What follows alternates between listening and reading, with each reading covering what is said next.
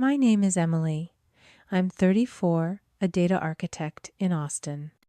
It was 11:51 p.m. on a Tuesday when my phone buzzed. It was a text from my mother, Susan. The family has agreed. You are no longer part of this family. Do not call. Seconds later, my sister Megan hearted the message. Have you ever felt like the invisible one in your own family? Let me know your story down in the comments. I didn't text. Why I didn't call my father David begging him to intervene. I just stared at the little red heart. Megan had pressed a digital punctuation mark on my family exile. My reaction wasn't emotional. It was operational. I typed back 2 words. Got it. Then I got out of bed, walked to my desk, and opened my laptop. The clock read 11:53 p.m. I opened my bank's dashboard. My finances were meticulously organized. I had a group labeled Family Support, a name that now felt like a bitter joke. First, the mortgage. I was the one who had co-signed 5 years ago when my father lost his job, and I'd been making the payments ever since. $3,200 a month. The next payment was scheduled to go out in 36 hours. I clicked Manage Payments. I clicked Cancel Series. A little box popped up. Are you sure? I clicked Confirm. Next, the supplementary credit card I'd gotten for my mother Susan for emergencies. I opened the statement. $300 on groceries, fine. $400 on salon treatments. $200 on a spa day with Megan. This wasn't an emergency. It was a subscription, and I was canceling it. I clicked Card Services, then Lock Card, then Report Lost or Stolen. That was cleaner. It would decline instantly, no questions asked. Next, Megan's car insurance. She was on my policy because she'd had 2 DUIs and was uninsurable on her own. I clicked Remove Driver. The system warned me this would terminate her coverage immediately. Confirm. Finally, the tuition for Megan's latest passion project. She was going to be a certified life coach. She had convinced me it was a real career this time. I was halfway through paying the $8,000 tuition. The final payment of $4,000 was scheduled for Friday. I logged into the school's portal. Cancel payment schedule. I looked at the clock. 12:03 a.m. It took 12 minutes to financially divorce my entire family. I closed the laptop. The anger wasn't hot. It wasn't a fire. It was cold, like the blue light from the screen. This wasn't a breakdown. It was an audit. And they had failed. You need to understand, this wasn't cruelty. This was a balance sheet. And for the first time, I was forcing them to look at the numbers. I was the silent investor in the failing enterprise of my family. When my father David lost his job at the plant 5 years ago, he didn't tell anyone. He just let the foreclosure notices pile up on his desk. I was the one who found them during a visit. I was the one who paid $22,000 in back property taxes to stop the auction just 2 days before they lost the house. His response a grunt. Should have told me you had that kind of money. I was the one who paid off my mother's $9,000 credit card debt. She'd been loaning money to Megan for groceries and rent for a year, all on a 22% April. I paid it in full, and in return, I got a tearful phone call about how stressful it all was for her. And then there was Megan. My God, Megan. I had funded 3 of her failed startups. First, the artisanal jewelry line, which resulted in a box of unsold beads in their garage. Then the lifestyle blog, which required a $2,000 camera she sold 6 months later. Finally, the curated wellness subscription box, which ended after she failed to mail the first month's orders. I was the fixer, the responsible one, the emergency contact, the family, ATM. And for years, I let it happen. I know what you're thinking. Emily, why? Why did you keep paying? Why didn't you stop? You have to understand the psychology of the fixer. It's not weakness. It's a survival mechanism that's been beaten into you since childhood. When you grow up in chaos, you learn that your only value is your ability to create order. Your love is measured in problems solved. Your worth is calculated by how much you can endure. You become trapped in a prison that has no bars. It's a jail made of guilt obligation and the desperate childish hope that if you just fix one more thing, if you just pay one more bill, if you just absorb one more crisis, this time they will finally see you. This time they will finally say, thank you. You are bound by invisible chains, forged from a lifetime of being told, Megan is just. Megan, you're the strong one. They don't see that the strong one is just the one who learned to bleed quietly. My silence wasn't acceptance. It was a long, slow suffocation. That 1151 p.m. text wasn't an insult. It was a key. They didn't just kick me out. They unlocked the door. The retaliation began at 8 a.m. My phone rang, and I let it go to voicemail. It rang again immediately. And again, on the fourth ring, I answered and put it on speakerphone. What did you do? Megan's voice was a shriek, thin and panicked. My car insurance was declined. I'm at the dealership trying to get my oil changed, and they said my policy was terminated. You have to fix this, Emily, right now. I didn't raise my voice. I didn't match her chaos. I just said, no. What do you mean, no? Just call them and turn it back on. I have to get to my yoga class. I'm no longer paying for it, Megan. I said, my voice as calm as a flat line. You'll have to get your own policy. I'm hanging up now. You can't just? I clicked end. My phone buzzed almost instantly. A text message from my mother, Susan. It wasn't an apology. It wasn't what's going on or can we talk. It was a command. Emily, you have created a terrible mess. Megan is hysterical and you've put her in a dangerous position. We need to talk about what you've done. You need to call us immediately and fix this. Fix this. I stared at that phrase. They weren't shocked by their own cruelty. They were shocked that I'd stopped playing my part. They still saw me as the fixer, the one who was supposed to absorb the chaos, not create it. And that's when I finally understood. In our family, there were two roles. Megan was the golden child. She was all potential, all flash. The one who was meant to be celebrated, the one who deserved things simply for existing. I was the black sheep, or rather, the workhorse. The one who was born to be sensible, responsible, and stable. The one who was meant to be useful. My role wasn't just to be quiet, it was to fund her shine. The money I earned, the success I achieved, was never really seen as mine. It was just a resource for the family, a utility meant to be funneled to the one who truly mattered. Megan wasn't just spoiled.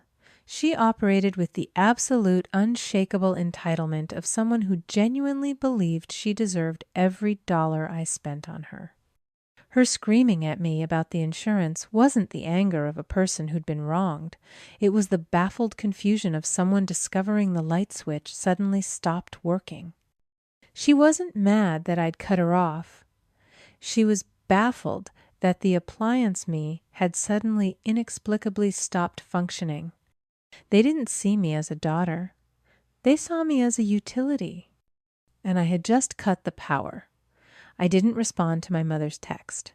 I didn't answer when Megan called me sobbing 20 minutes later. Arguing with them was pointless. It was like trying to balance a checkbook during an earthquake. You can't use logic in a system built on chaos. So I made a different call. Jenna, I said when she picked up. Jenna and I had survived data structures in college together. Now she was one of the most ruthless family law attorneys in the state. Emily, she said, her voice warm, this doesn't sound like a happy hour call. I need to hire you, I said. I explained the 115, 1 p.m. text. I explained the canceled payments, and then I started forwarding her the documentation I'd been collecting for 5 years.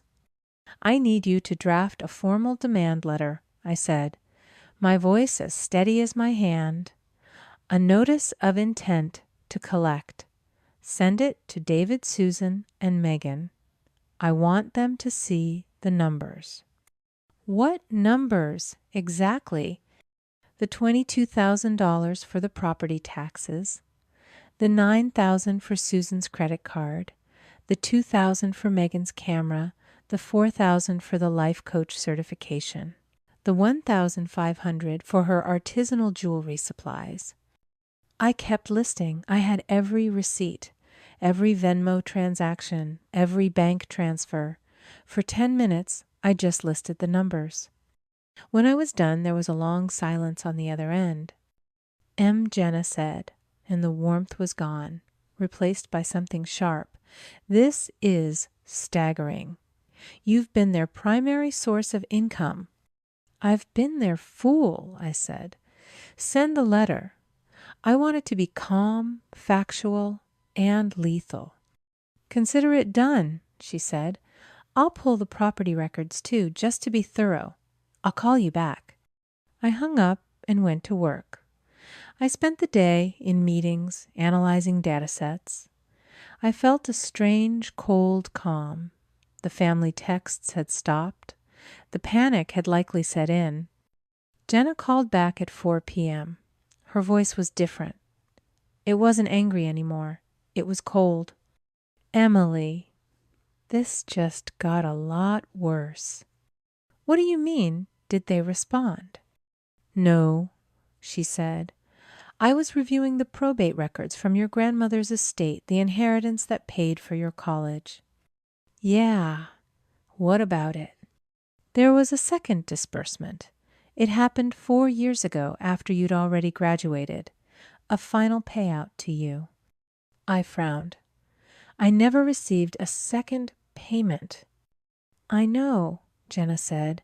The bank records show it was withdrawn in cash 2 days after it was deposited. $50,000. My blood went cold. What are you saying? I'm saying, Jenna said, her voice very slow and very clear, that the signature on the withdrawal form is not yours. I've cross-referenced it with your driver's license and your passport. But it is a very good imitation of your mother's handwriting. I sat down. My heart was pounding a thick, slow thud. $50,000. It wasn't a family dispute anymore. It wasn't about being ungrateful. It wasn't about debt. It was a felony. A week passed. The silence from their end was absolute. No angry texts, no voicemails, no calls from blocked numbers. They had received Jenna's demand letter, and for the first time in their lives, they had no leverage. Then, on Saturday afternoon, my doorbell rang. I looked through the peephole. It was my mother, Susan, standing alone on my doorstep. She wasn't the same woman who had texted me 11 days ago. The anger was gone, replaced by a gray, hollow exhaustion. Her eyes were red and swollen. I opened the door. She didn't try to push past me. She just stood there looking defeated. Emily, please, she whispered. Her voice was raw. The bank, they're foreclosing. The notices came. I said nothing. Your father, he's a broken man. You've broken him. Please, Emily, I know we made a mistake, but you can't let this happen. Do something. She was still doing it, still seeing me as the one to fix the problems they created. Do something for your sister, she finally choked out, the real priority finally surfacing. She'll be homeless. Kenneth will leave her. She has nothing. I looked at her, my mother, and I felt nothing. No pity, no anger, just the quiet click of a lock falling into place. I already did do something, Mom, I said. My voice was calm. I stepped back, picked up an envelope from my hall table, and handed it to her. She fumbled with it, her hands shaking. Is this money? Did you fix it? No, I said. That's a copy of the criminal complaint we filed with the district attorney's office, the one for the $50,000 forgery. She looked up, her face white. The DA's office is very interested in that signature, I said. Jenna tells me they're calling it elder financial abuse, since you were technically a co-trustee of Grandma's estate. That's a felony. She started to hyperventilate. Emily?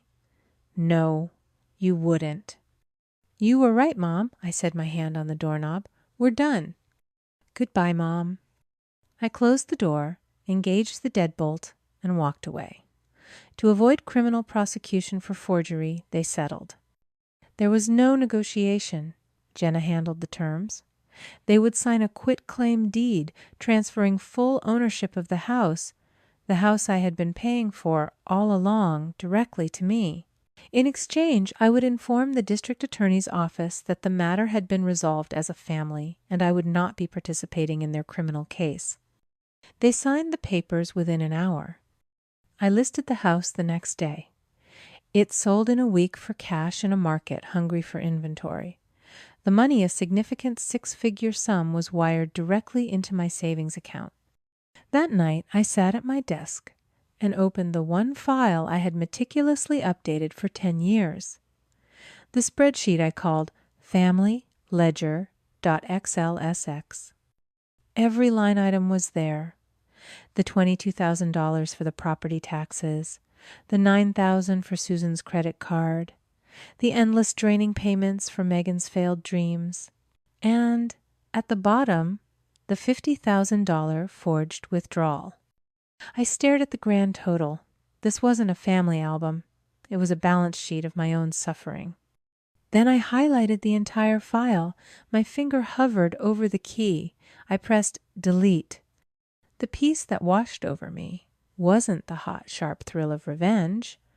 It was the quiet, cold calm of a ledger finally being balanced. And in that moment, I understood the difference between two kinds of justice. There's the justice of the punisher, which looks backward. It's focused on the crime, on the pain, on making the guilty party suffer. But there is a different, stronger justice, the justice of the sower. It doesn't look back, it looks forward. It doesn't care about the ashes. It only cares about what you can plant in them. My family was terrified of the justice of punishment, of losing their house, of public shame, of jail. I was done with that. My victory wasn't in their destruction. It was in my creation.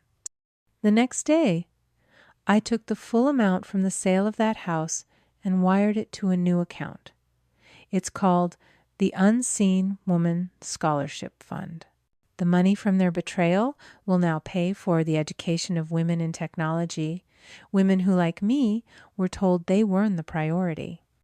That night, I slept. For the first time in years, I slept all the way through till morning. No guilt, no noise, just quiet. My story is over. But now, I want to hear yours. Have you ever had to choose between your family and your own peace? Let me know your story in the comments. And if this resonated with you, share it. You never know who else needs to hear that it's okay to finally delete the spreadsheet.